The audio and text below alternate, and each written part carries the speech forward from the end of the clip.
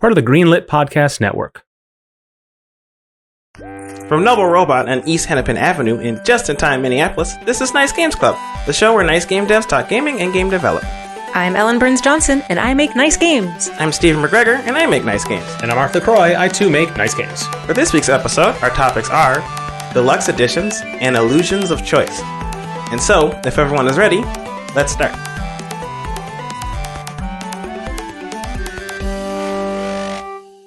Wow. We're squeaking this in under the buzzer, y'all. Yeah.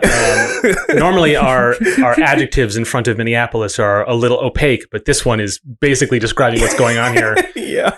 We recorded this like yesterday or the day before from where you're sitting. Mm-hmm. Just for various schedule-y reasons. We all have a lot going on right now. And Ellen, you got sick. I did. We rescheduled the session, and then you were just like impossible to move, and we just couldn't make it happen. Yeah. It is currently today, while we are recording, the 12th of October, and we're planning on releasing this in like a couple days. And we were going to record it a few days ago, but I just woke up, on recording day. I'm like, I can't. This isn't going to work. Yeah. And it wasn't COVID. I'm fine. I'm fine now. I don't know. That's true. It was just. It's funny. I didn't even assume that. Like, I'm back to the point now where when people say I have the sniffles or I'm sick, I'm not asking that right away. Yeah, that's You true, know? huh? Yeah, it actually took me a while to realize, like, oh, I should, like, I had shared it with some of my team members, and they were like, oh no, I'm like, oh wait, no, it was fine, it wasn't COVID, I'm fine. It was, I think, just me being run down from lots of work stuff and lots of project stuff and lots of extra stuff, and then Eric and I took a little vacation it was a vacation, it was an adventure to Denver, and I didn't sleep enough on that. A Denventure. I didn't sleep enough on that Denventure. That's what they want you to call it. because we had a lot of fun, and when we were at the Airbnb we were renting out, instead of taking a nap like Eric did, because he's a smart man, I just watched lots of Netflix. Yeah. So I got really tired and probably made myself a little sick, but I'm pretty much bounced back now. Yeah. That's good. And not only is this episode just late to your ears, or late to the recording rather, but we weren't able to come up with topics ahead of time. So just fair warning, listener, this is what we sound like when we're like rushing to put a show together. And I think it's kind of cool for listeners to know that. Yeah. Because there are, longtime listeners know that sometimes we have really formal approaches to the topics we talk about. Other times very conversational or improvisational, either by design or whatever. And we always have notes, but sometimes those notes are written right before we start. Yep. And that's what happened today. And Ellen, you were describing a process we go through when we are under the wire like this, which doesn't happen all the time, but it does happen, that we start out panicked. And then this is not going to work. And then we get really excited as we figure it out. Yeah. And that's kind of gives us a little bit of energy. So we've got like double that energy today. Yeah. It's totally, it's fun because like we'll sit around this table and we'll have our laptops out and be like, what about this topic? And we'll be like, well, have you done that topic before? And then we'll go to the website and we'll search for it and we'll be like, no, we haven't. Go. And then we'll start like brainstorming ideas for what we can talk about under that topic. And then we'll have to cut each other off because we'll be like, no, wait for the show. Yeah, we do that. Yeah, we kind of get started. Yeah. So we do have to tamp down our energy and then release it on the show. So that's what we're working with today. What else is in the news? As long as we're very timely, what else can we talk about that's really recent? The Nickelodeon fighting game came out. Yeah. We can talk about that later. I've got opinions. Yeah, tune in next week for Steven's opinions. Yeah. We got some stuff planned. I guess we do. Yeah, that's true. The topic I had planned is related to that. Right. Metroid Dread came out. Yeah, and we were all going to play it. Yeah. And Ellen, you've been like waiting for this game. Yeah. You did your replay of the whole franchise up to now. Oh, I didn't do the whole franchise. What I did do, I hadn't played Fusion before. Oh, okay. So I did play Fusion and I finished it a while ago. And since finishing that, I've been playing Hades. But for the last couple of weeks, I haven't really been playing anything because I've been so busy. And then I was having a den adventure. Yeah. But now I'm in the frustrating, hair-tearing position of like, do I go back and try to beat Hades before I pick up Metroid Dread? Yeah. Or do I, just tell Zagreus he's got to take a seat for a little bit because my girl is waiting for me, like she's got to run from the Emmys. Yeah. I don't know. Steven, you're in the same situation with Deathloop. Yeah, I haven't beat the game yet and I want to. So I'm opting to beat Deathloop before I play Metroid. Yeah. which sucks because I really want to play Metroid. Meanwhile, I was like, I gotta play Metroid because we're all gonna play it together, and I don't want to be left behind. Oh no! On this game, and like I haven't played. I have nothing to put aside. I've just been stressing about opening the office, and like we have a work deadline coming up with the publisher, and it's like I'm really stressed out. But I played it more than the two of you have. I'm a couple hours in. I was gonna say, what does that mean? It's great. Like it's really good. And let's table talk on it for now, and we'll get back into it once the two of you had a chance. But now that listeners know, because they know what date we're pegging this to now. Yeah. The clock's ticking for you guys to get in on it. Wow, more pressure. Yeah, exactly. That's right. That's what I need. Correct. Great. Cool. In addition to that, Glom is being featured in Wordplay. Yes. So we buried the lead here because this happened like an hour ago. It did. Yeah, that's true. That is extremely timely. Very timely. To the point where usually when something timely like that happens, I don't think about talking about it on the show because it's not going to come out for 2 weeks. So we kind of take our time with this sort of information. But this just happened. So we're still reacting to it.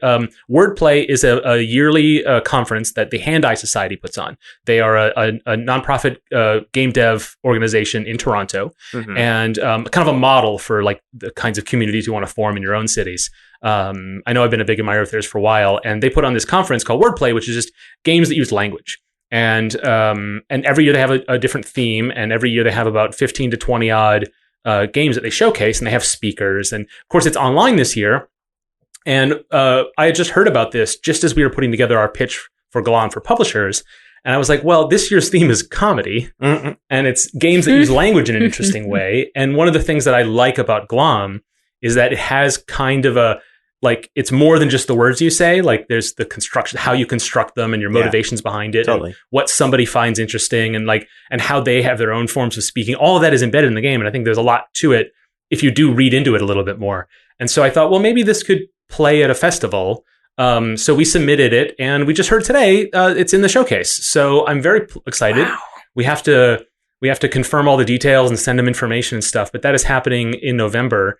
Ooh. And we'll get more closer to the event. We'll hype it a little bit more because you can watch it online wherever you are. And you can check out all the other games and a bunch of speakers as well, which that list will be revealed at some point, I'm sure. I'm really excited for it. Yeah, this is great, especially for Glom. Yeah, I mean, for us, but just generally, it sounds like a cool conference. Yeah. I was just going to say, I wish, there's so many things to do all the time that you never can scratch the surface, and your backlist or backlog of games and other things is always going to grow. Yeah. But also, has this been how long has this conference been running, and has it been in person in the past? Or? I think it has been in person in the past. This is its 9th year. Oh, okay. Cool. I think they've done, last year they had Signs of the Sojourner there. Oh. The year before that, they had Can Androids Pray by former guest Zelda Nelson. And a bunch of other really, really great titles from like prototype quality to like ready to be released on Steam, kind of like varying, but all they have in common is that they like play with language in different ways and are all like wildly unique. And even though it has that like one like theme and one sort of like overarching concept, the variety of games in these lists. And you can go to the website. We'll put that in the show notes, and you can see the past year's showcases and get an idea. And a lot of them are itch games that you can just go and play. Very cool. Yeah, it's pretty cool stuff. That's awesome. Yeah, and we got something there now. It's pretty exciting. We could put some laurels on the box. Ooh, right? People into that, right? That matters to some. Yep. It does matter to some people. Yeah. It matters to me. Apparently in board games, it's really important to have like stickers on your thing. It's it's external valation. Yeah. That's a regular back of a car. Those board game boxes. Yeah. Just put a 26.2 on it. Yeah. I'm like, my student played this board game or something. This board game's smarter than your honor student. Yeah, there it is. Anyway, so big news about Glom, but there's not a ton more detail because we just heard about this. So more in future episodes. Wow. Yeah. Like just heard about it. Yeah. Why wasn't our adjective for the intro winging it? Because we were winging it. Oh, okay. No, actually, just in time it's a compiler joke. Yeah. Like a just in time compiler, like takes something like JavaScript, which is not compiled ahead of time, or an AOT compiler like C# or C++, or a lot of languages, and the web browser or whatever compiler compiles it just before it's needed. And that's it has advantages and disadvantages, but it's a compiler joke. Also an example of wordplay. Yeah, exactly. So, I mean, we really are on the ball here. Yes. Right? All right, perfect. All right. Yeah. So my topic has nothing to do with wordplay. Uh-huh. That's my transition. Well done. You know what? I'll take it. Yeah.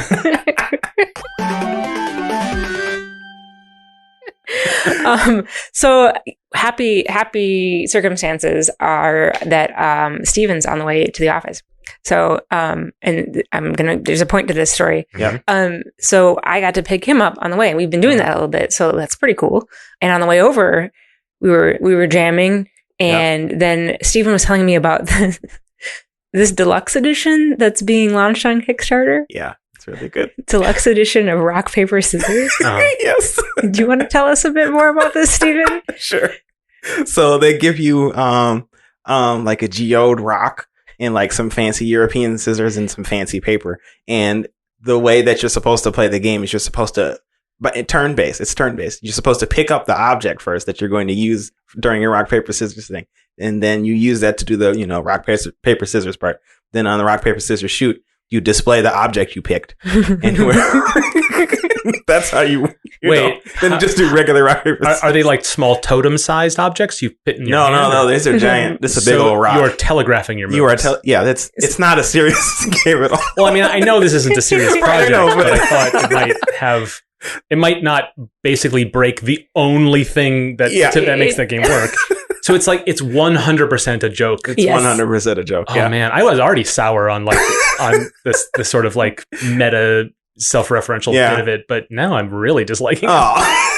I'm sure the people who put it on are lovely, but I wanted to know what Steven meant by fancy European scissors. I don't know. They just look like scissors to me. That just sailed by me, but yes, let's dig in. They just look like scissors to me. I don't know what makes them fancy. But they're supposed to be fancy. Because otherwise, why would you buy this deluxe edition? Exactly, right? And so the joke is that like a lot of board games get deluxe edition versions of them, even though the games are not of high quality, or like they're just like cash in sort of like based off of like properties like movies or something. That aren't, they just made that board game so people would buy it because the movie is coming out or whatever.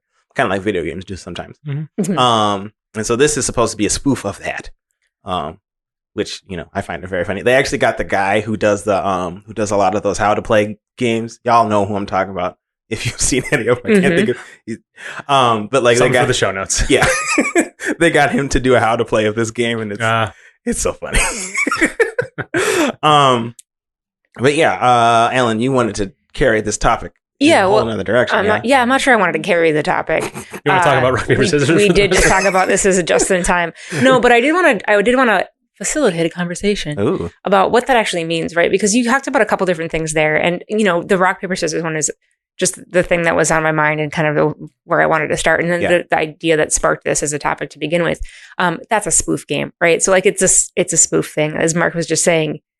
Well, first of all, I'm not sure if rock, paper, scissors is really used as a game. Does anyone play rock, paper, scissors for fun? Like, actually, yes, there's actually, not just to solve a dilemma. Right. There are competitions. There are rock, paper, scissors competitions. Yeah, but aren't they also tongue in cheek? I don't think they are. I think there are like literal studies about this and strategies and stuff. Psych outs and stuff like that. It's involved. I guess it's like anything you get into as a gag, you will eventually take seriously. Yeah, right. Yeah. including geode shears and stationery. Yes. It's funny because I once had a rock, paper. We were trying to decide something. We were trying to solve a dilemma, and my friend Jocelyn and I were doing rock, paper, scissors, and we pulled out the same thing for like 9 or 10 hits in a row. So it was like rock, rock, rock. You're like 1, 2, and it was rock, 1, 2, scissors, 1, 2, paper, and we just kept doing. It was crazy, very weird thing. So it doesn't surprise me that there's actually competitions, but most of the time it's not played for fun. It's a way to solve a problem. But with games that are for fun, there are still also lots of like special editions or deluxe editions, and I wanted to just talk a little bit about that because we haven't talked about it before, and I'm thinking about it now. Yeah. Okay. So I guess the question I have is first one of definitions, right? So like there's deluxe edition, and Mark, you were saying that's mostly a Nintendo thing? Well, I've never heard that phrase used except for the sort of Game Boy Advance.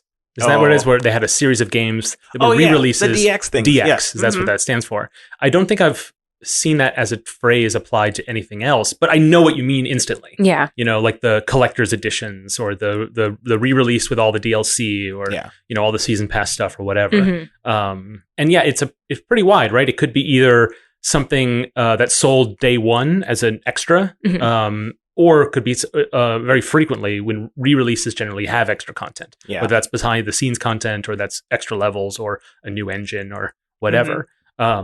I don't know. Do you have a specific definition? No, I kind of wanted to just talk about it with you guys and see if we could come, you know, just what we thought about it. I mean, when I think about deluxe editions, I kind of have the impression of something that is the same mechanics and components, but like fancier. So yeah, board games. No, that's the parody, right? Is the you get the wooden meeples instead of the cardboard cutouts. Yeah, the plastic whatevers, and then you've got a nicer board, and everything costs more, and it's heavier, or something like that. Yeah. Or you get like extra art with it, or things like that. But I think there's a lot of blurring of the lines, right? Because like, you know, what you were just describing when you have extra content that, you know, you can get stuff bundled right off the bat, right? So if you know, it's not really, I wouldn't really consider it a deluxe edition if you buy a game off of Steam and you buy the bundled version that also comes with the soundtrack. To me, that doesn't say deluxe. Yeah, but it's getting clearer now. I think I think I'm with you on that. Yeah. But I don't know. I think deluxe for me does kind of resonate more with like tabletop games and video games, but it's more the idea that it's like the same thing, but it's been a more like highly crafted. Right. You could play it in the billiards room instead of at the kitchen table. Right. Oh, that's interesting. Because now the way you're describing that does not make me think of any video game. Ooh, yeah. Okay, tell me more. Because like to me, oftentimes when like a game is re-released and it's like deluxe edition or anniversary edition or whatever kind of edition, it's just the same game, but with maybe a couple of extra additional content.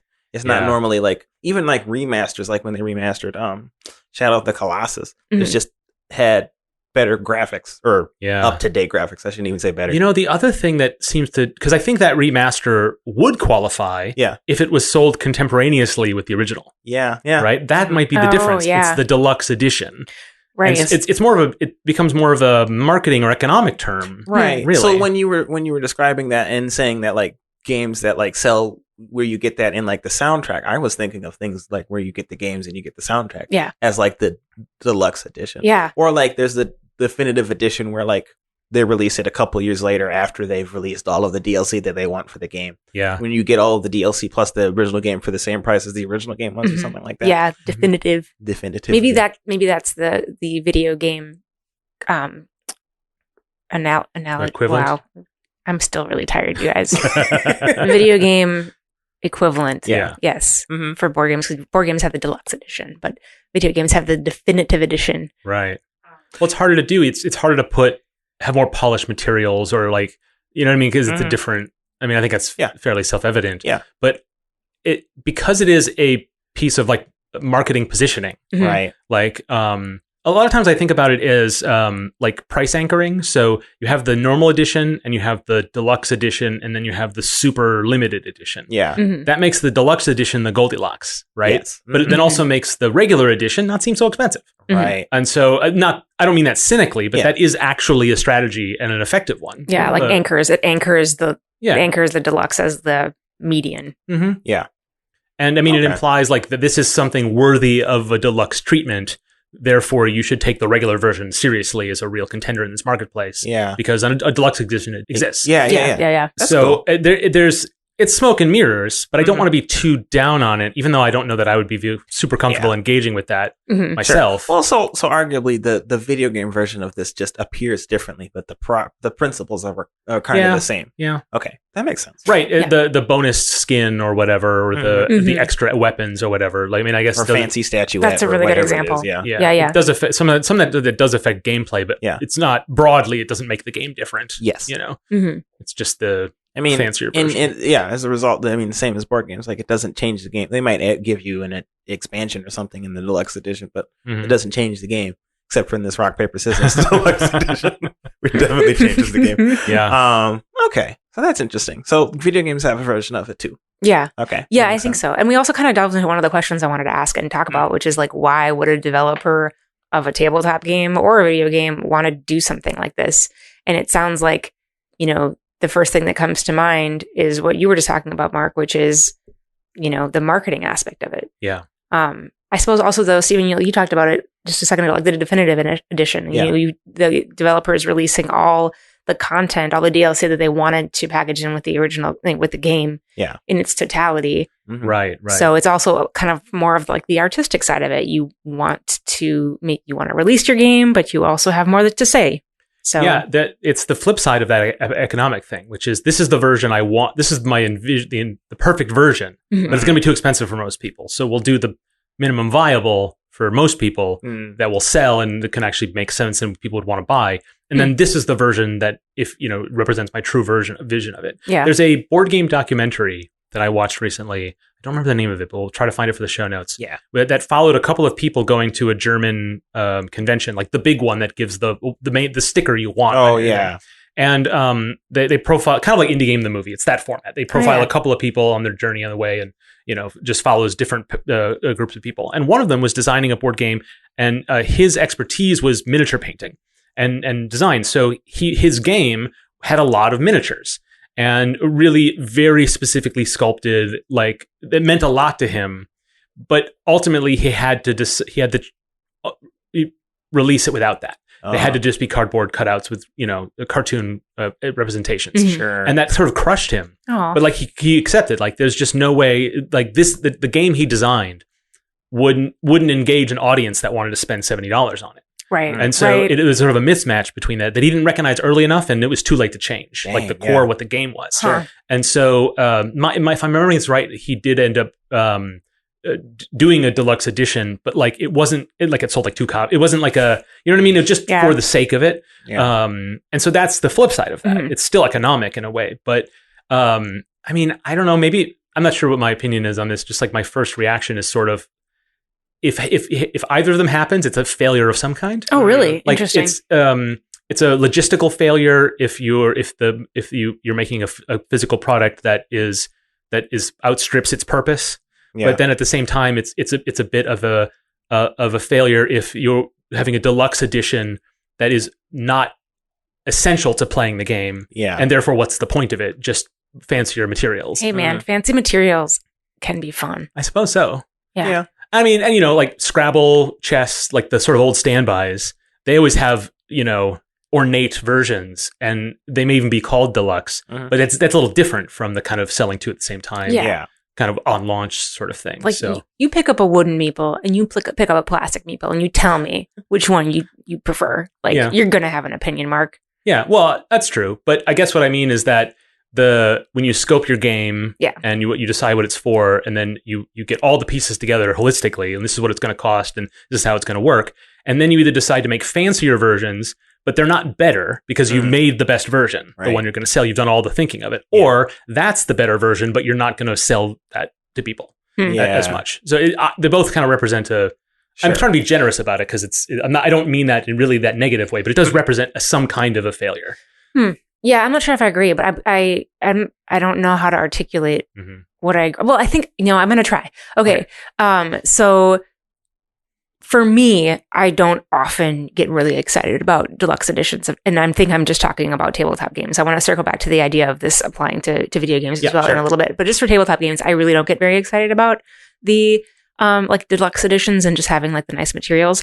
That being said, I really do love when I come across a game that has deluxe materials as part of it. So like Splendor is a really good one. There's a game called Undertow. Undertow. Too Many Bones. Yeah, Too Many Bones. Mm-hmm. It's they've got these amazing, like really well crafted, and it's all like plastic materials. Okay. And great print work on the instructions and the cards and everything like that. And I really appreciate that. Would I spend more for nicer materials if I had the option of just playing through the game with like a basic version? Yeah. Most of the time, probably not. Probably I would just go with the basic version because while the materials are something that I can appreciate, the thing that really gets me excited is the mechanics and like playing through the game. Right. That's kind of how I feel about it. But I don't know if it would necessarily be a failure. I taking that in, that that's what's different about from board games and video games. Yeah. Because in video games, the visuals are much more important to the experience. Yeah. Not that that's not important with board games, but they're not like your reaction time or animation legibility or sort of menu UX. That's not a thing that board games have. Yeah. They have instructions, and those need to be written, well, and the way things are presented, and sort of like, making sure things are color coded correctly, but also provide alternate indicators for people who are colorblind or low sensitivity. Right. All those things matter about visuals. But in terms of like the, cardboard versus, sculpted wood part of it, it's that difference matters a lot more in video games because it's much more part of the actual physical play experience. Whereas board games, a lot of the play happens in your imagination. Right, in your head. And so I'm just not appreciating that much. I'm putting too much of an importance on it. Well, maybe. And so the conversation y'all are having makes me think the reason why I would ever get any kind of a collector's edition thing is if I'm a fan and I want to display that I'm a fan of this thing. Yeah. Like I'm not gonna go out and buy deluxe version of The Last of Us because you know how I feel about that game, y'all. But like I would the new Kirby game that's coming out. It's in 3D and I'm so excited for it. And I should have put that in the meta. I'm so hyped, y'all. Yeah. I will very likely buy the deluxe edition of that game because it'll come with some nice Kirby plushie. Yeah. Steven's desk is covered in Kirby's. I counted them. It's like 26. Is it 26? That's it? There's a bunch of little ones. Yeah, I might have missed a few. Let us know when you hit 30 and we'll throw you a little Kirby party. I did see at Target the other day a giant watermelon sized Kirby with the green cap. Sword Kirby. Yeah, and I didn't notice that one on your desk. I don't have Sword Kirby. I mean, wait till we're done recording. We'll have to take a break. What was my point? Fandom. Yes, exactly. I will likely get the Kirby Deluxe Edition game because I am a fan and I like displaying my Kirby things.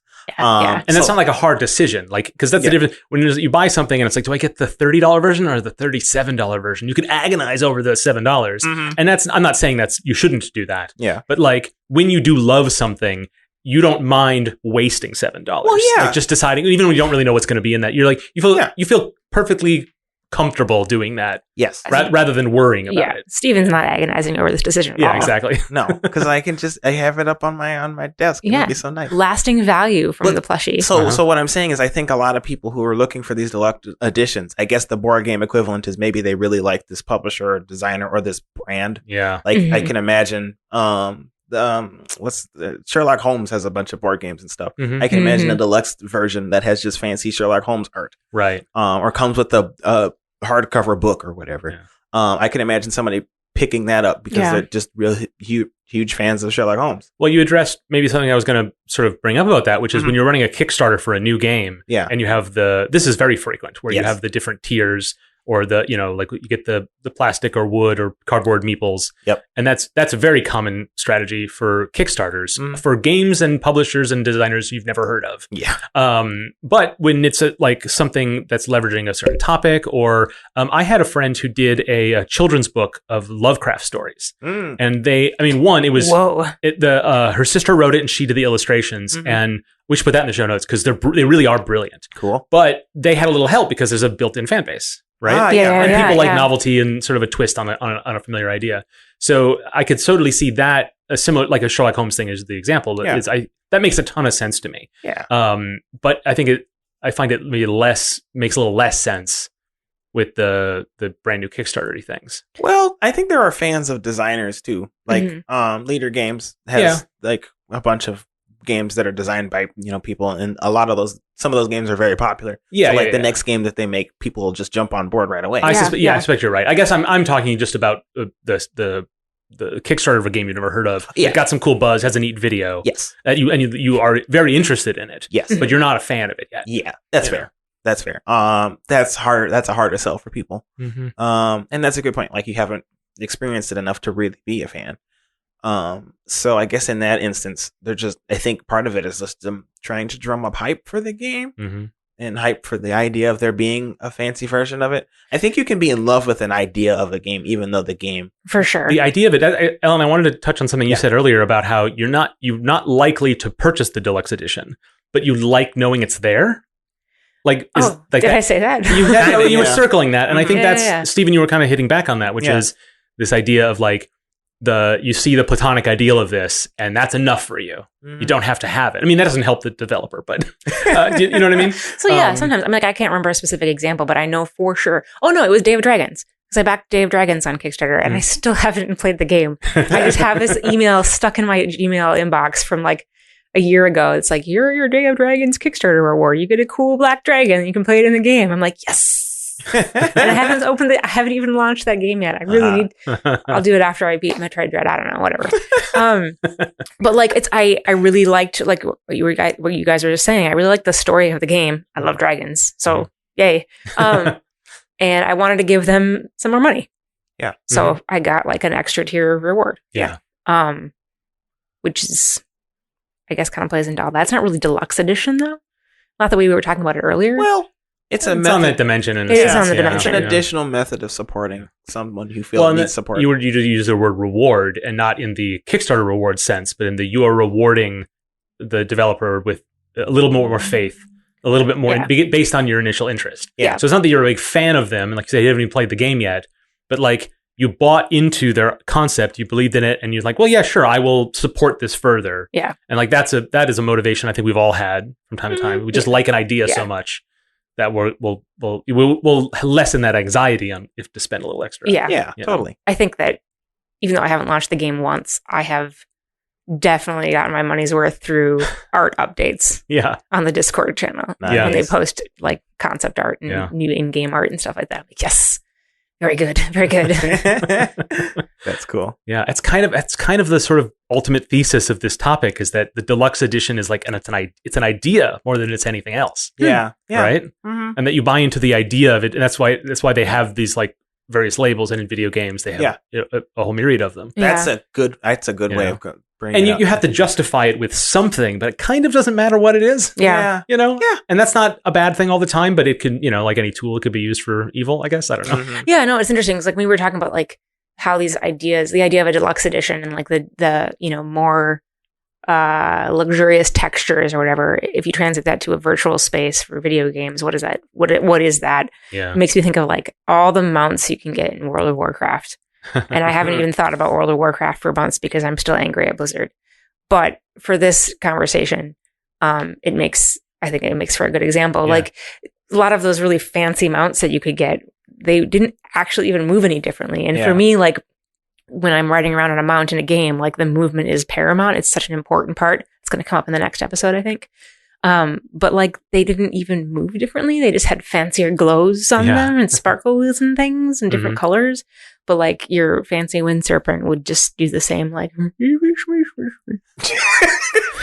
twisty boy. I'm just going to quickly mark that on the time code here so we can cut that out for later. So it doesn't have like, if you think of motion in a video game as like the texture of the video game, the way that you think of like the meeple having texture in a tabletop game, and that being like the carrier of the deluxe experience. Right. Even if you paid for these fancy mounts, to me, they didn't really feel very deluxe. Yeah. Anyway, I'm not sure where I was heading with that, but there's the economics of material, right? Yeah. That make it different. Yeah. It's harder to do in a video game because it's harder to justify. Yeah. Because making a new copy of video game doesn't cost you anything. So video games are priced based on like production and labor and revenue estimates, right? Mm-hmm. And they're not. It's not, people say like, well, once you've sold enough of them, every additional sale is 100% profit, and it's a different economic model than board games where you actually have to physically produce these things. Yeah, right. And so it's a much easier thing to explain to people, and for them to believe. Yeah, right. Yeah, that makes sense. Like if you want to make an actually very fancy wind serpent, then if you're gonna like rebuild it in a way that would feel very different to me, you're not just gonna reskin it. You're gonna like re-rig it. Yeah. It's going to have different joints or something like that. And that's a lot of extra work. Mm-hmm. Yeah. And the way that comes in video games is usually through DLC, right? Yes. Rather than other alternate versions, because there's no metaphor to attach to the alternate version. Like it's like, why we made it, why wouldn't we offer it to the people who, to other people? But then we made it, so we need to make sure we get paid for our labor in making it. Yeah. So that's usually why it's a separate item. Yep. Yeah. Yep. Totally different economics. Microtransactions is still banned on this podcast, right? So not going to talk about that yet. Mark that so we can bleep out the word. We're only allowed to talk about it if we fight about it. Oh. I think that's how we squeaked it in last time. Yeah. So I can't think of a transition. So let's just go to the call to action. money, right? Microtransactions, money, Patreon. I mean, Ellen, you're editing this one, but I think there's a couple of spots where you could just put the transition and we can go right into it. Yep. Okay.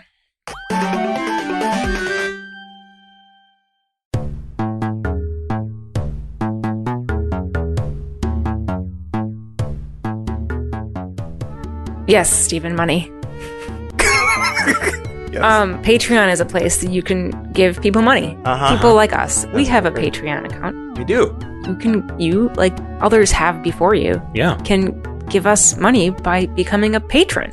Right. You don't have to be the first one. This is a proven concept. It is. People have given us money. We have gotten it. Yeah. It's a system that works. It's a system that works. And we have been using the money to do things that are, for the show.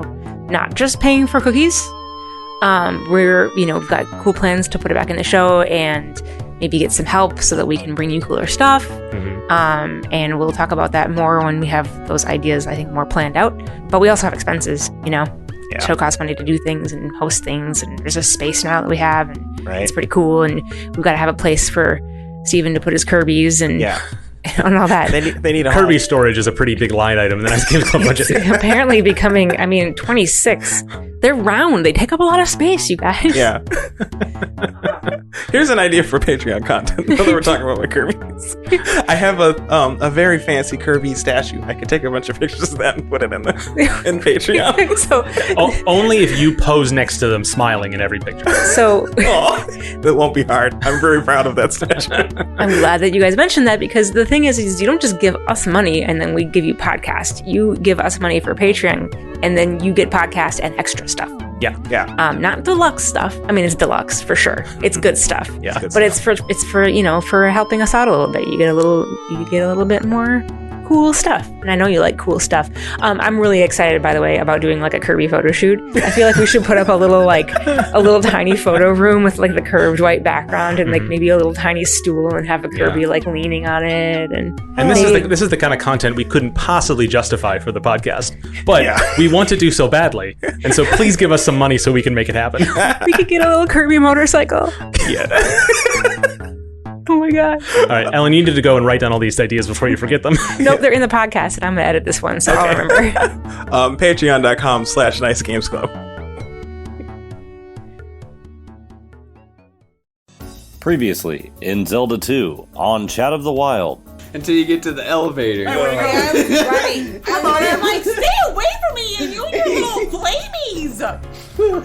He just chases you. I'm like, run. I'm like, no, run. I love that idea. It's like we have this whole grand adventure we're building ourselves up, but every time we get in the palace, we're like, oh god, like just running through. That's Chat of the Wild, Wednesdays on the Greenlit Podcast Network. When it hasn't been your day, your week, your month, or even your year, we'll be there for you. I'm Ryan. The line is always a duck to me. And I'm Mark. How you doing? We're a podcast of two friends watching Friends, reliving every episode of the TV show in all its glory, delving behind the scenes and discussing all our favourite moments. Join us as we get reacquainted with some old friends and hopefully make some new ones along the way. Only on the Greenlit Podcast Network.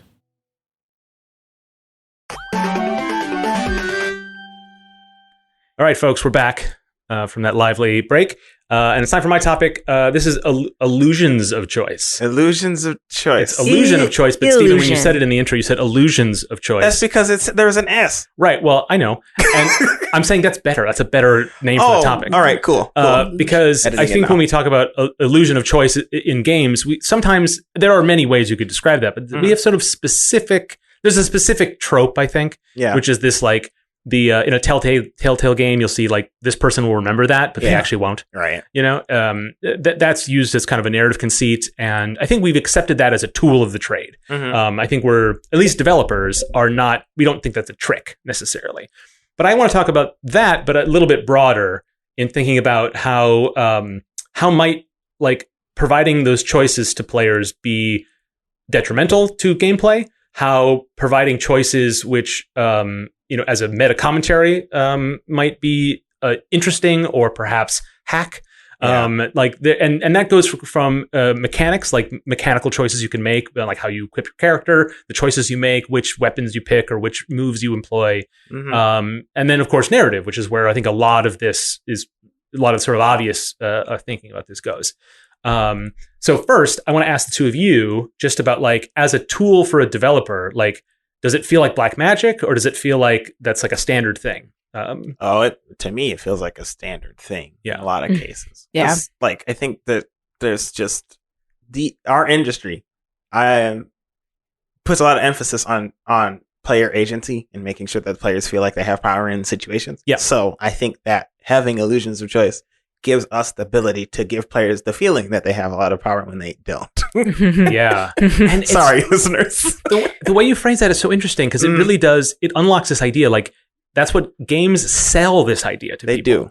And just the way you said it made me think, because it's kind of like, well, the games are power fantasies, they have to be. Yeah. But for some reason, the way you said it makes me think, like, maybe we just engineered this industry to be that way. Maybe they don't have to be that. We definitely did. Yeah. I will start tweeting about it later. No, I won't. But no, I think that, like, because that is something, because I think, like, we've had discussions on power fantasies plenty of times in the past. Yeah. I think power fantasies have their place, and it makes a lot of sense that a lot of games are based around those kinds of ideas. Mm-hmm. But I think that also because we've gotten to the point in games that people expect a power fantasy and they don't want experiences that are outside of that, or they don't think they want experiences outside of that. Right. So that's where the illusions of choice can come into play, because Mm-hmm. it allows us as developers to give players the feeling of a power fantasy without them actually experiencing it, because it doesn't actively matter what they did, even though it feels that's the case. Or yeah, because they'll be powerful in the game no matter what they choose potentially. Yes. Yeah, exactly. Yeah. Mm-hmm. They'll just be more on the blue side or on the red side. Yeah. Right. Or you'll have the shotgun or the rocket launcher. Yeah. But they both kill the boss. Rocket launcher. Why? That's not a choice. Rocket launcher. Come on. Speaking of illusions. Wow. Alan, the work you do is more like, it's more utilitarian, like learning experience design. Mm-hmm. But do you sort of employ some of those same kind of techniques to sort of move people along or to help make the experience better? Or is it a little bit more taboo? Ooh, no, it's actually, it's used somewhat in a few different ways. Okay, it's used in a few different ways. Yeah. One way that you can use branching, I call it branching when we're using it in learning experience design, is you can use it to kind of create engagement or more of like a flow, right? So you give people choices, but not necessarily, the choices might not matter. It's just like a way for people to engage. So a really good example of this that you can find is a company called Jellyvision. Oh. And it's not that they use like simple branching all the way through their experiences, but sometimes like they'll create like a conversational experience, and there'll be like a narrator who asks you a choice and then you respond. Like, just like a Telltale game. Mm-hmm. Some of the choices that you use to respond don't actually lead you down significantly different paths. They just converge in the next round. Yeah. That's a way that you can keep people moving through the experience without necessarily having to do a lot of the writing, of course, that requires lots of branching. Mm-hmm. But another way that we can use branching in learning experience design is to capture people's misconceptions about a topic, right? So like if you're doing learning experience design, it's because you want people to do something differently. You want people to do something, you want to do the right thing at the right time is what is the phrase that comes up a lot. Mm-hmm. So if people aren't doing the right thing at the right time, it's for reasons. They don't have enough time. They don't have the right training. They have misconceptions about what they're supposed to be doing. They don't have like the requisite acronym in their head that they need to be able to reference. There's all sorts of reasons why people aren't doing things. And what you can do in the learning experience is that you present those choices to people, and then you let them experience the consequences of those choices, because that's how people learn. That's how people, they calibrate their system one thinking, which is their intuitive thinking. And that's what we're relying on much of the time. So you get people to be like, okay, so if I believe that an octagon that's red colored and has a white border means slam on the gas, in my learning experience, I'm going to give people, if I'm the designer, I'm going to give people the choice of slamming on the gas when they see that symbol. Yeah. And then they're going to get hit by a train. Not really. Like in the game, they'd get hit by the train. Yeah. Right. This isn't a full simulator. Right. This isn't the Matrix. I can't program a real train, which is good because you just heard what I said about rocket launchers. Don't trust me with that. Right. So then they'd be like, okay, well, I shouldn't go forward when I see red octagon with white border, which is a stop sign for people who don't have stop signs, which might be some people. Hey, some people, I don't know. Is it a universal sign? I don't know. No, that's fair. Is it? I don't know. Getting we'll look it up. We'll look it up. Yeah. Anyway, now you know. Yeah. Don't go through those signs in the US. Okay, so, and then you'd of course be like, okay, what should you do? And you give people the option to brake. And so when they choose that, then they wouldn't get hit by the train. They'd stop at the sign. So that's how we use it in learning experience design, is that we use branching to represent what we call distractors, which are, incorrect options. Yeah. Right. From the perspective of the designer, incorrect options that we need to correct in order to achieve the training or learning outcome. So that's interesting, and specifically to that, because games do that a lot too, where you're meant to find the dead ends on your way to the right path. Yeah. But what if you choose the right path? Do you miss some sort of the presentation? You know what I mean? Because if you choose the right path, maybe you guessed. Yeah. Do you get the corrective lesson or not? Yeah. Good question. I mean, that's why when you put in feedback, usually when you're doing a learning experience, you have to put in feedback, right? And so if you're doing feedback that is just depending on the purpose of the game, your feedback will sometimes tell the learner why that was the right choice.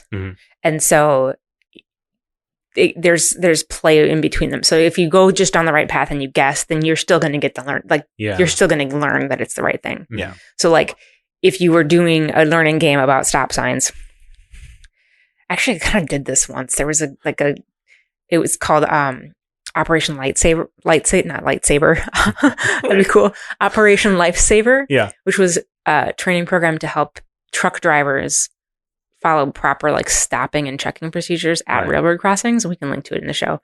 But it had a little bit of that. I was like, you had to do these things, and if you didn't follow this procedure, then you're getting nailed by a train. But one of the things that they did is they didn't just give you one and say, okay, well, you did the right procedure, you're good to go. You had to do it multiple times in slightly different contexts. Yeah, I was going to say that's how we do it in video games too, is maybe you'll take the correct path and avoid the dead end path one way, but you just keep testing them to make sure that they get it until they get to the point where you can't get past it unless you've proven that you can get through this thing. Yeah. And so sometimes that could be difficult in games because you have because very frequently you'll have players who are very good at that genre. Yes.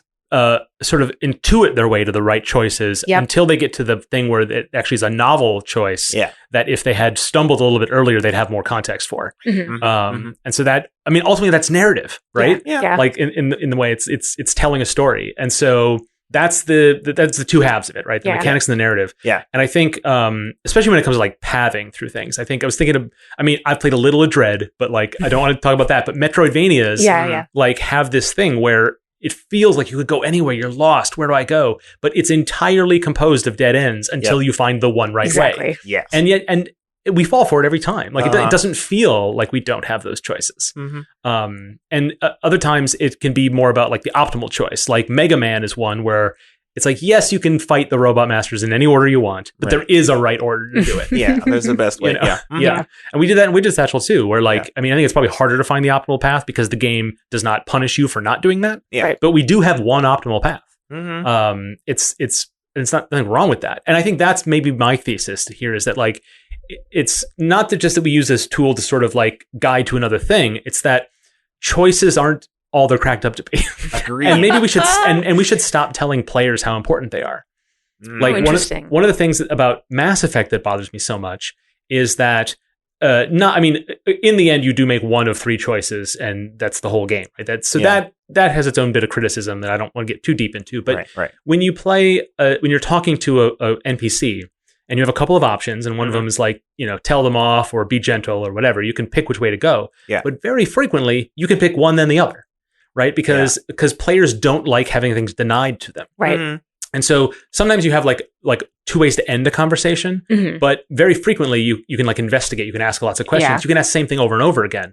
And if you're trying to role play about what my shepherd would be interested in, then you only ask certain questions. But you were playing this game. You want you're collecting items off the ground. So your choices are not choices. Like the developer is presenting them to you as narrative choices. Yeah. What does Shepard say next? But the player is like, I'm going to pick up object A and object B and object C. Now I have all 3 objects. I don't Right. care what order I did them in. I just got them all. Yeah. They're not making a choice necessarily. And the ones who do end up missing out on a lot of context Mhm. because a lot of times, important thing about side missions or context for later story is hidden if you engage with NPCs Right. more. But the language of that is just collecting all the sentences. Right. Yeah. Finding the power-ups hidden Right. in the that's why I go to all those dead ends in a Metroidvania. Yeah. Because I know there are hidden things. And I'm like, well, that looks like a nook, and I bet there's a secret in that nook. No, there wasn't. They tricked me. But there's right. probably one over there, and there is. Yes. And then lots of games have like a ticking clock in the narrative, but then they're open world games, so you can get to it when you're damn and ready. Yep. Already. And so, and I think if a player is going to be motivated by that narrative incentive, Mhm. then there should be some like first class gameplay experience for engaging with that. Yeah. And a lot of these games just refuse to go there in a way that it's not just that like the genre is sophisticated enough, which is its own criticism. I really feel that like they're just not going there, and it's so weird to me because we do want to give players power fantasies. We're still focused on more collectibles is a better experience, is a better playthrough, even if narratively it doesn't track. Yeah. Or like, I mean, I would love a one of those moral choice games where you can be good or evil, and actually just picking all the options because that instinct, it punishes you because that turns you evil. Like the optimal play is to just make one choice and stick with it. Yeah. And like no game lets you do that, pretty much. It's interesting because we framed this topic as illusions of choice, but the way that I'm starting to think about it is illusion of constraint. Yeah. Oh. Because we talked about what clicked for me around that was when we talked about the ticking clock. Yeah. It's not a clock; it's just ticking. Yeah. There's no that's time. good. There's no time constraint. It's Yeah. not a clock. It's just a noise that sounds like a clock, so that you feel like there's a constraint, even though there isn't a constraint. Mhm. Yeah. Yeah, that's good. And that is something that bothers me in a lot of games too, that will do that kind of stuff. Yeah. I wish that there was more. It's kind of weird because like I feel like we're arguing for not a complete 180, but almost a 180 in the direction that AAA is going, and has been going for years, and that's, I mean, not fair. Yeah. Well, I think, it's really easy to say AAA is not, it's easy to make those criticisms. That's true. But this is very true of like the whole visual novel genre. And Yes. I know that this is probably going to be the thing that gets me in the most trouble with listeners. But so many visual novels and pieces of interactive fiction are that, but worse. And that they really encourage you to try it all, to play the game over and over again to get all the outcomes. Yes. And so you're not making choices. You're just collecting sentences. I think it's kind of worse in indie in a lot of ways. Yeah. Which, it doesn't invalidate what those games do. And if you're someone who makes that game, that there's other qualities. It doesn't ruin your game. Well, yeah, exactly. But I think that one of the things that people profess to like about interactive fiction is that sense of role play, that feeling of being in that space and playing along and following. And mechanically, it doesn't really work that way, I don't think. And I think it's okay to narratively play that out. And so it doesn't, like I said, it doesn't ruin it. But I feel like we get really comfortable in indie spaces thinking like, we're the arty sophisticated ones. Yeah. But I don't know that we do that any better, at least in that particular area. I don't feel like I'm arty and sophisticated. I got really excited about rocket launchers earlier. But this is about mechanics too. So games that have loadouts where you carefully outfit your squad. Yeah. Like a lot of times, and Steven, we might disagree on this a little bit. We probably are. I can already feel it. Yeah, because we're getting to spreadsheets, which is where to me, when you just move numbers around, that doesn't really change anything in my mind. And so if you're able to put together a squad that can take out the boss by having like 2 heavies and a healer, but then another squad to take it out is like a sniper, and 2 like mid-range fighters, or whatever. Yeah. That's not really that different. Like playstyle can change, and I'm speaking broadly. Sure. Like that. The game is still the same. When you defeat the boss, the cutscene is identical. Yeah. Like the plot points. I completely agree with you. The end result is the same. I disagree that it matters in that the play style is different, because like one player might enjoy having a healer and one player might not. And I think that matters from like the minute to minute gameplay perspective. Ideally, that's true. Oh, yeah, But what I ideally. think happens in a lot of games like that, I'm thinking of XCOM 2, which I Sure. really, really liked. But it didn't really matter what my squad was made of. Okay. I always did about the same. Yeah. Okay. And I think I was pretty good at that game. Sure. I maybe used different tools to do it. Yeah. It's like, I brought 3 snipers on this trip. Whoops. Doesn't matter. I can still win. Like, it's, because games are designed to always be beatable. Yes, Those true. types of games are. That's fair. And so they round off the edges, right? Because if they were to give you real choices, then it means you have to have failing choices. Right. Yeah. Games don't want to give you those choices. Yeah. And so a lot of times even- it feels a little bit like just, picking your outfit for the trip. And even when they give you failing choices, you are allowed to start again, right? So, Yeah. So, like, I don't know. It's the same kind of thing. Was there an all rocket launcher group option? I So before we should were, have brought that up. before we run out of time, Yeah. Stephen, you and I went to lunch last week, Yeah. and we had this conversation about a sort of you brought it up, this idea of a dialogue simulator. Yeah, so what I was thinking is that, like, I guess ultimately, in my mind, the choices you make in games are they kind of don't matter, and I wanted to like spoof that a little. Yeah. My idea was that you're just having like a regular conversation with the person, but like literally every sentence that you have to say, you have to make a decision, and ultimately it didn't decide what the other person was going to say. It just kind of moved on to the next point. Yeah. We kind of like bounced around a bunch of ideas when we were talking about that, and like I brought up the idea that like maybe we could make a thing where you're not really making decisions on what your specific words you're going to say, but like the ideas or emotions behind the words you're going to say. Right.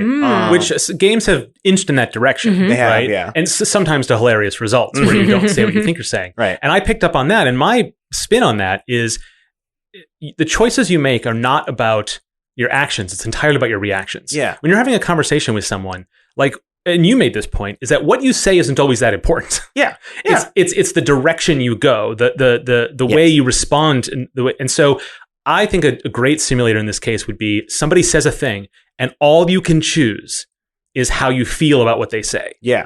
Like, that makes me feel confused, or that makes me angry, or I disagree. Mhm. And then the character that you're playing as speaks. Yes. And you don't have any idea what that's going to be. Because it's kind of moves pretty quickly. And I think if you are to simulate every sentence you say, that can feel boring in a way that real conversations aren't boring. Right. Yeah. And so you have to kind of tackle that abstractly. Mhm. And I think that would kind of work. And I feel like we're sort of one step on the way. Yeah. Mainly because RPG designers didn't want to write the 7 sentences you say in a dialogue option. Yeah. They just summarize it, basically. Mhm. But I think that's sort of onto something that could be a lot stronger, which is just react this way, and then you don't get to react differently. Yeah. That's the way you reacted. Yeah. And actually, it would probably make more sense because I think a lot of the context that they give you is like, this is the context of the phrase you're eventually going to say. Yeah. But it doesn't tell you the emotions behind the context of that phrase you're going to say. Right. Whereas, like, if you just talk about emotions, if you're just like, this character is angry, you're angry at this person, then it'll make sense. Whatever you say is probably going to make the other person angry or whatever. Yeah. It'll make sense in context. And I don't know about what your feelings about this next part are, but one of the things I liked about that is it lets the developer tell the story they want to tell. Yeah. Instead of convincing the player that they're the one telling the story. Yeah. That's one thing. I don't know. I've probably talked about it on the show before, but like, I am generally uninterested in like choosing the ending of a story. Yeah. Like, I feel that there's way a lot something of interesting times. about multiple endings. That's an interesting narrative technique, but I want to see both endings then. Yeah. Like, Yeah, and exactly. then I get a fuller picture of the story. Right. I don't want to choose one ending or the other. That's not an interesting storytelling technique to me. Mhm. But I would like to be part of the story as it plays out. Yeah. Yes. And I don't care if my choices matter. Yeah. And so my thinking of something like this would be really about like reacting, and it uncover different things from players, but it wouldn't change the plot necessarily. And it wouldn't be presented in a way that fools the player into thinking they did. So that's the illusion that I think, like, sometimes it's very helpful and sometimes it can improve other elements of a game. But sometimes it's all it is an illusion. Yeah. And we just have to be comfortable with that. And I think we can get rid of some of that by not telling players they have such control, because game writers are not going to come with a million different outcomes. And like, whether you save somebody or let them fall off the cliff is going to change everything about the rest of the game in real life. Mhm. But because it never plays out that way, because that is just a production impossibility. Right. But even if it was possible to like if you go one way, you end up with this sequel. If you go this way, you go with a completely different sequel. Like if that were possible to do, it still wouldn't be that interesting to me. You know? Mm-hmm. Yeah. So I don't know if you're like this kind of like conversation simulator. Would you imagine it having? Imagine you have all the unlimited AI developers at your back. Sure. Like, would you want your choices to matter? Because they could in a thing like this. Not necessarily. It depends on the mood. Yeah, it depends on the mood. Depends on the mood. Yeah, because I agree that like it would be interesting if players could be more like actors and less like controllers of the game. Yeah. Like they're just like playing their part in the game's narrative. That would be interesting in a lot of ways that I feel games don't do very frequently. Yeah. So like I guess for that reason alone, it'd be more novel if we made it so the choices didn't matter. Sometimes I think that like, and this is I think what we're kind of maybe circling around, but the creating choices or the illusion of choice or the illusion of constraint in a game it's not the end, right? It's a means to an end. And the means is the, different choices that you have, but the end is emotional engagement, right? And emotional impact. And you don't need to have multiple endings or multiple paths to create that. You need a compelling experience and all the other things we talk about on the podcast. Yeah. But you summarized it brilliantly. Like it's a means to an end. So if the end is fooling the player into thinking they had a choice, then it's not worth it. Right. If the end is making them feel one way, improving some other element of the game, then the illusion is justified. Yeah. Right. Whether it's mechanical or narrative or whatever. Yeah.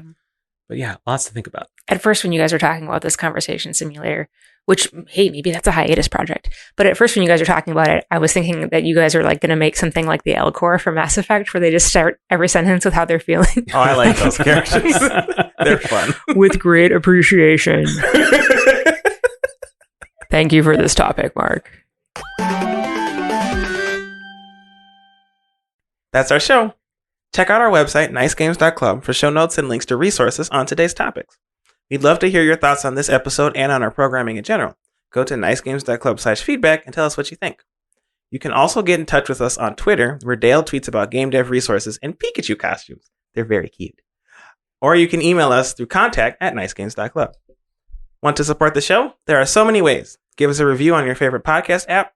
Tell your friends about your favorite episodes. Join us on Discord by visiting nicegames.club/Discord. And also we're on Patreon. As a patron of the show, you get to enjoy bonus content, extra jokes, and more. Sign up at patreon.com/nicegamesclub. So until we start again, remember to play nice and make nice.